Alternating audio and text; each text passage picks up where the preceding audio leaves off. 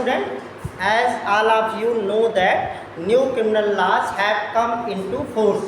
Government of India ने Indian penal code IPC को replace करते हुए भारतीय न्याय संहिता, सीआरपीसी को रिप्लेस करते हुए भारतीय नागरिक सुरक्षा संहिता और इंडियन एविडेंस एक्ट को रिप्लेस करते हुए भारतीय साक्ष्य अधिनियम लाया और उनको इन्फोर्स कर दिया है। ये 1 जुलाई 2023 से लागू है।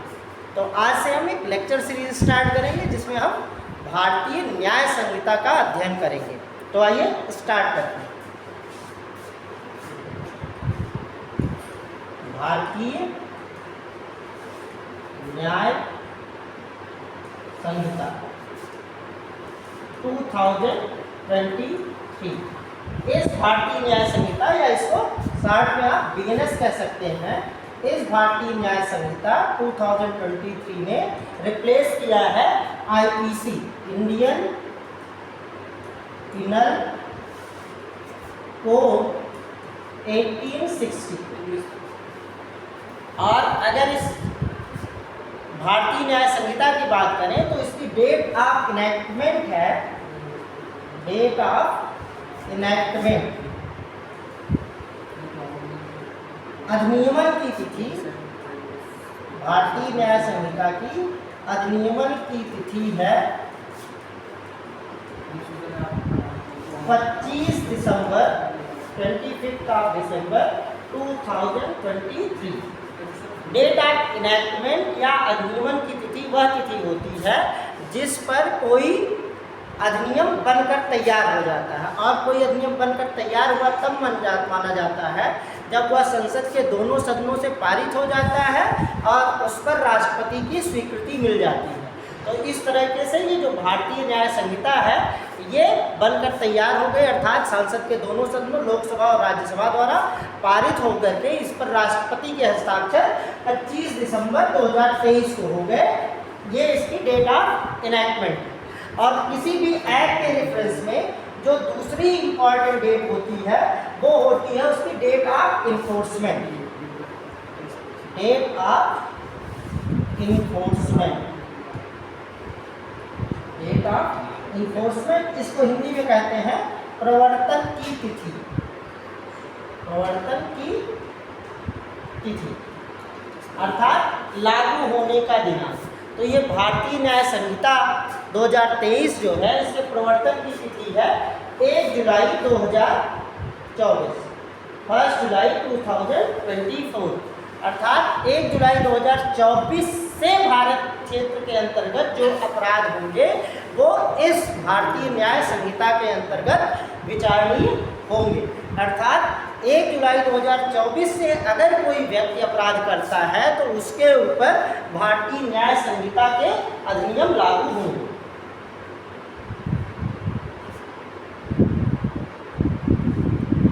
नेक्स्ट, अब हम इसके ऑब्जेक्ट की बात करते हैं। तो अगर हम इसका ऑब्जेक्ट देखें तो ऑब्जेक्ट से पहले एक चीज़ देखेंगे, एक्ट नंबर। प्रीलिम्स एग्जामिनेशंस में कभी कभी पूछा जा सकता है एक्ट नंबर, तो इसका एक्ट नंबर है act number 45 of 2023। Act number का मतलब ये होता है कि एक स्टेच्यू बुक होती है जिसमें कि उस ईयर में पास होने वाले सारे एक्ट्स को सीरियल वाइज अरेंज किया जाता है। तो स्टेच्यू बुक में इस एक्ट का जो सीरियल नंबर है वो है 45। और अगर आप इसको आईपीसी से कंपेयर करेंगे तो आईपीसी का भी एक्ट नंबर 45 ही था। तो ये आपके याद रखने के लिए आसान भी हो सकता है कि आईपीसी का भी एक्ट नंबर 45 था और इस भारतीय न्याय संहिता का भी एक्ट नंबर 45 है। और कब का act number 45? Act number 45 of 2023। अब आते हैं हम इसके ऑब्जेक्ट पे। तो जब आप इसका ऑब्जेक्ट क्लास देखेंगे तो वो कहता है कि इस एक्ट का उद्देश्य है to consolidate and amend the provisions relating to offences, to consolidate. तो इसका पहला ऑब्जेक्ट है टू कंसोलिडेट, दूसरा ऑब्जेक्ट इसका है, इसके ऑब्जेक्ट्स की बात करें तो इसका ऑब्जेक्ट, पहला ऑब्जेक्ट है टू कंसोलिडेट और दूसरा है to amend the provisions related to offenses and for matters connected therewith and incidental thereto. For matters connected therewith and incidental thereto. इस एक्ट के मुख्यतः दो उद्देश्य हैं। पहला है to consolidate the law relating to offences और दूसरा है to amend the law relating to offences. तो टू कंसोलिडेट की बात करें, अगर किसी लॉ को कंसोलिडेट करने का मतलब ये होता है कि उससे संबंधित विधि जो यत्र तत्र बिखरी हुई थी उसको ला करके एक जगह पर कर देना।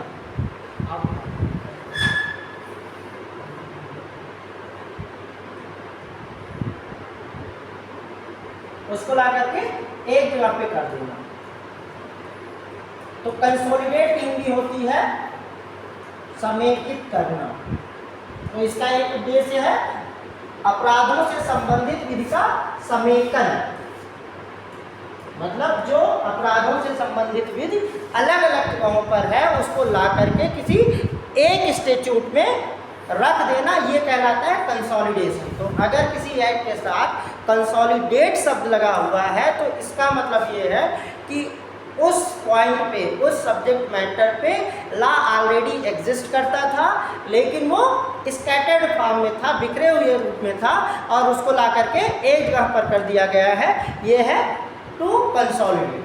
दूसरा आता है to amend the law relating to offences, मतलब अपराधों से संबंधित विधि का संशोधन करना। तो संशोधन से तात्पर्य यह है कि जो हमारी आईपीसी थी वो 1860 की थी, लागू 1862 से थी।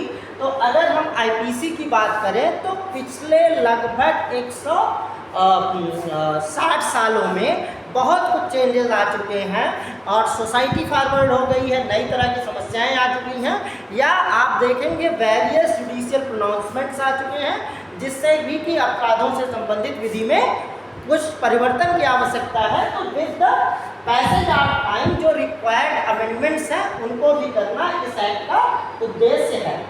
तो ये जो भारतीय न्याय संहिता 2023 आई है, इसका जो ऑब्जेक्ट है वो टू फोल्ड है। To consolidate the law relating to offences number 1, number 2 to amend the law relating to offences. अब हम आते हैं इसके चैप्टर 1 पे। इसका जो चैप्टर 1 है, चैप्टर 1 का जो नाम है वो है प्रीलिमिनरी।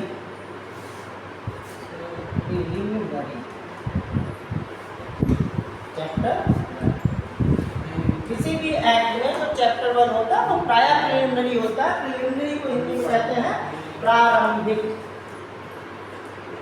तो प्रीलिमिनरी चैप्टर में उस एक्ट के शुरुआत से संबंधित कुछ बातें बताई जाती हैं, जैसे उसका शॉर्ट टाइटल, उसका एक्सटेंट कहाँ तक लागू होगा और उसका कमेंसमेंट किस तिथि से लागू होगा। तो अगर इस एक्ट के शॉर्ट टाइटल की बात करें, बीएनएस के शॉर्ट टाइटल की बात करें तो सेक्शन 1 का क्लास 1 ये कहता है दिस एक्ट में बी कॉल्ड एज भारतीय न्याय संहिता 2023। तो इस एक्ट का जो शॉर्ट टाइटल है वो है भारतीय न्याय संहिता 2023। फिर इसका क्लास 1 सेक्शन 1 का क्लास 2 इसके कमेंसमेंट की बात करता है। इसके कमेंसमेंट के बारे में सेक्शन 1 का क्लास 2 ये कहता है कि it shall come into force on such day as the central government may by notification in the official gazette appoint and different dates may be appointed for different provisions of this Sanhita. मतलब यह अधिनियम उस तिथि से प्रवृत्त होगा, उस तिथि को लागू होगा जो कि केंद्र सरकार गजट में ऑफिशियल नोटिफिकेशन के माध्यम से निर्धारित कर दे। और ये कहते हैं कि इस संहिता के अलग अलग भागों के लागू होने के लिए अलग अलग तिथियां भी निर्धारित की जा सकती हैं केंद्र सरकार द्वारा। तो इस एक्ट के कमेंसमेंट के रेफरेंस में पार्लियामेंट ने पावर डेलीगेट कर दी सेंट्रल गवर्नमेंट को कि सेंट्रल गवर्नमेंट जब उचित समझे तब इस एक्ट को लागू कर सकती है। तो सेंट्रल गवर्नमेंट ने जो डेट अपॉइंट की इस एक्ट के लागू होने की, वो डेट क्या है? वो डेट है 1 जुलाई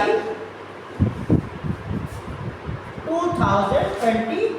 सेंट्रल गवर्नमेंट ने इस एक्ट के कमेंसमेंट की डेट निर्धारित की 1 जुलाई 2024। तो 1 जुलाई 2024 से ये एक्ट लागू है। ये हमारा एक प्रिलिमिनरी इंट्रोडक्शन था। नेक्स्ट क्लासेस में हम इसके एक्सटेंट की बात करेंगे। अगर एक्सटेंट की बात करें तो एक्सटेंट दो तरह का हो सकता है। एक तो एरिया, किस टेरिटोरियल एरिया पे लागू होगा, और दूसरा सब्जेक्ट मैटर किन मामलों पे लागू होगा। तो इसको हम अपने नेक्स्ट क्लास में डिस्कस करेंगे। हमसे जुड़ने के लिए धन्यवाद। मिलते हैं अगली क्लास में।